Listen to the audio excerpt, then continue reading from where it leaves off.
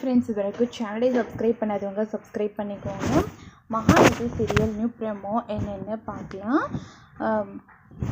விஜய் வந்துட்டு அவங்களோட தாத்தா கிட்ட சொல்கிறாங்க, இப்போவே நான் காவேரியை நம்ம வீட்டுக்கு கூட்டிகிட்டு வர போகிறேன், யார் என்ன தடுத்தாலும் பரவாயில்ல அப்படின்னு சொல்லிட்டு விஜய் வந்து ரொம்பவே ஸ்ட்ரிக்டாக சொல்லிடுறாங்க. அது கேட்ட உடனே தாத்தா ரொம்பவே ஷாக் ஆகிடுறாங்க. என்ன விஜய் இப்படி சொல்கிற அப்படின்றாங்க. ஆமாம் தாத்தா, இதை தவிர வேறு எந்த வழியும் இல்லை, நான் கண்டிப்பாக காவேரியை நம்ம வீட்டுக்கு கூட்டிகிட்டு வர தான் போகிறேன் அப்படின்னு சொல்கிறாங்க. அதை கேட்ட உடனே தாத்தா வந்து ரொம்பவே அப்செட் ஆகிடுறாங்க. அதுக்கப்புறம் அவங்களோட சித்தி சித்தப்பா சொல்கிறாங்க, அதனால தான் அவங்கள இந்த ஊரை விட்டு துரத்தணும்னு நான் நினச்சேன், அவங்களால எந்த பிரச்சனையும் வராதுன்னு நினச்சேன், ஆனால் இவ்வளோ பெரிய பிரச்சனை வந்துடுச்சு அப்படின்னு சொல்லிட்டு ரொம்பவே ஃபீல் பண்ணிகிட்டு இருக்காங்க அவங்களோட சித்தியும் சித்தப்பாவும்.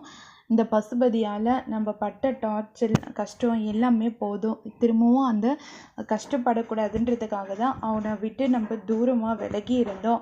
ஆனால் எப்படியோ ஒன்று விதின்னு ஒன்று நம்மளை சேர்த்து வைக்குதே அப்படின்னு சொல்லிட்டு அவங்க சித்தியும் சித்தப்பாவும் ரொம்பவே ஃபீல் பண்ணிகிட்டு இருக்காங்க.